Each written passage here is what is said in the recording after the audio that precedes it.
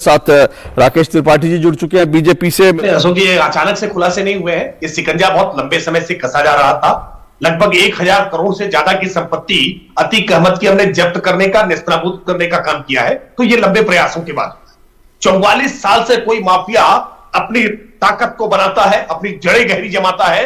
मैं याद दिलाऊंगा कि 1979 में पहला मुकदमा अतीक अहमद के खिलाफ दर्ज हुआ। 1986 में आप अभी चर्चा कर रहे थे ना कि कांग्रेस भी आज उनके बचाव में उतरी है। कि कांग्रेस क्यों बचाव में उतरी? क्योंकि अतीक का अतीत जो है ना, उस अतीत में कांग्रेस भी साथ जुड़ी हुई है। 1986 में एक मामले में जब प्रयागराज की पुलिस ने गिरफ्तार करने का काम किया अतीक अहमद को, तो सीधे पीएम के यहां से फोन, राजीव गांधी तत्कालीन प्राइम मिनिस्टर, सीधे पीएम का फोन वीर बहादुर सिंह चीफ मिनिस्टर उत्तर प्रदेश के पास आता है और उनके इंटरवेंशन के बाद अतीक अहमद छूट जाता है। अगर उसी समय राजनीतिक संरक्षण न होता तो ये चकिया का गुंडा, ये फिरोज तांगे वाले का लड़का माफिया डॉन न बना होता। लेकिन समाजवादी पार्टी ने माननीय भी बनाया, सांसद बनाया, विधायक बनाया, सरपरस्ती देने का काम किया। बसपा तो उनके परिवार को अभी तक साथ लेकर के चल रही है। तो ये राजनीतिक दल साथ लेकर के चल रहे थे, उसको आगे बढ़ाने का काम किया है, इसीलिए बहुत पीड़ा हो रही है। देखिए, अतीक अहमद को पीड़ा होना स्वाभाविक है, पिता है, अगर उसके पुत्र की मृत्यु हुई है तो पुत्र शोक के नाते अतीक का पीड़ा में जाना स्वाभाविक है। लेकिन अखिलेश यादव का पीड़ा में जाना, ये मायावती जी का पीड़ा में जाना, ये असदुद्दीन ओवैसी का पीड़ा में जाना, ये राजनीतिक कनेक्शन दिखाता है। और आपने पूछा ना कि महुआ मोइत्रा का क्या कनेक्शन है, इन सबके बीच में एक ही कनेक्शन है, तुष्टीकरण का। ये सब तुष्टीकरण के धागे से आपस में बंधे हुए हैं और इसीलिए जाति और मजहब देख करके ही ये रिएक्शन करने का काम करते हैं। आपने आदित्य राणा का एक अच्छा उदाहरण दिया कि 2 दिन पहले आदित्य राणा का एनकाउंटर हुआ। मैं कुछ एनकाउंटर्स और आपको बता दूं कि कुछ एनकाउंटर्स और उत्तर प्रदेश में हुए हैं पिछले दिनों में। 21 मार्च 2022 को मनीष सिंह और मोनू सिंह का एनकाउंटर हुआ वाराणसी में, 2 लाख रुपए का इनामी बदमाश था। 30 सितंबर को जौनपुर में विनोद कुमार सिंह एनकाउंटर में ढेर किया गया। शेखपुरा पुलिस ने मोती सिंह 21 फरवरी 2021 को उसको एनकाउंटर में ढेर किया। 25 जुलाई 2020 को टिंकू कपिला को बाराबंकी में 1 लाख रुपए का इनामी बदमाश था, एसटीएफ ने ढेर करने का काम किया। देखिए, ऐसे सीरीज में गिनाएंगे ना तो 182 ऐसे अपराधी हैं जिनको पुलिस ने एनकाउंटर में ढेर करने का काम किया है और 5000 से ज्यादा अपराधी ऐसे हैं जो एनकाउंटर में घायल हुए हैं। अभी एनकाउंटर शब्द को लेकर के व्याख्या कर रहे थे, कपिल सिंह वकील है, इसलिए हर शब्द की मीमांसा व्याख्या करने में बहुत आनंद आता है। एनकाउंटर को हिंदी में मुठभेड़ कहते हैं और मुठभेड़ की शाब्दिक व्याख्या होती है ना, हिंसात्मक संघर्ष।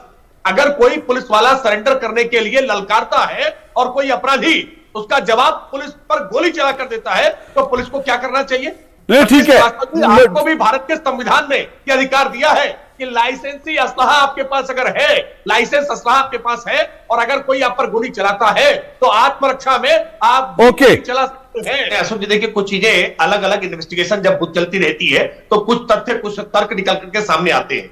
अतीक अहमद का एक दहशत का साम्राज्य जिस तरह का था, बहुत सारे लोग जो पुलिस की मदद करना चाहते थे वो मदद नहीं कर पाते थे। लेकिन आज जब ये एनकाउंटर्स हो रहे हैं ना, जब आज अतीक अहमद सामने जाकर के गिड़गिड़ा रहा है ना कि मुझे बख्श दो, मुझे मिट्टी में मिला दिया है योगी सरकार ने, अब रगड़ रहे हैं, तो निश्चित तौर पर ऐसे लोग जो अब तक डरे हुए थे वो निकल करके बाहर आएंगे और इसकी और पुल पट्टी खुलती जाएगी। देखिए, इन्वेस्टिगेशन कोई एक दिन में हो जाएगी, तथ्य एक दिन में पता चल जाएंगे, ऐसा नहीं होता है। अन्वेषण की प्रक्रिया लंबी चलती है और जो इतने लंबे समय तक, दशकों तक जिसने अपराध किए हो, ऐसे अपराधी की जड़ें कितनी गहरी है, उसके कनेक्शन कहां तक है, ये सारी बातें। मैंने तो पार्टियों के नाम गिनाए कि उत्तर प्रदेश में कोई ऐसा राजनीतिक दल नहीं है भाजपा को छोड़ करके जिसके साथ अतीक अहमद के कनेक्शन न रहे हो। तो जिसपे पॉलिटिकल कनेक्शन रहे हो उसके कनेक्शन कहां होंगे? संकट ये है कि कपिल जी या इनकी पार्टी के नेता ये मानना चाहते हैं, कहना चाहते हैं कि जो हम कह रहे हैं वही सही माना जाए। विकास दुबे एनकाउंटर के पूरे मामले में सुप्रीम कोर्ट के रिटायर्ड जस्टिस बीएस चौहान की अध्यक्षता में एक जुडिशियल इंक्वायरी हुई और जुडिशियल इंक्वायरी ने यह माना कि विकास दुबे के एनकाउंटर में कुछ भी इलीगल नहीं था। बावजूद इसके अखिलेश यादव अपने उस पुराने बयान पर कायम रहते हुए फिर दोहराते हैं इस बात को कि सैटेलाइट इमेजेस से अमेरिका से मंगा ली जाए तो पता चल जाएगा कि विकास दुबे के एनकाउंटर की सच्चाई क्या है। यानी आप जुडिशियल इंक्वायरी होने के बाद अगर हाईकोर्ट, सुप्रीम कोर्ट के जजेस के द्वारा ये फाइंडिंग्स ली जाती है तब भी आप स्वीकार करने को तैयार नहीं है, तो मुझे लगता है कि आप अपने मन मस्तिष्क को टटोलिए कि तुष्टीकरण की कौन सी बड़ी बीमारी आपको है।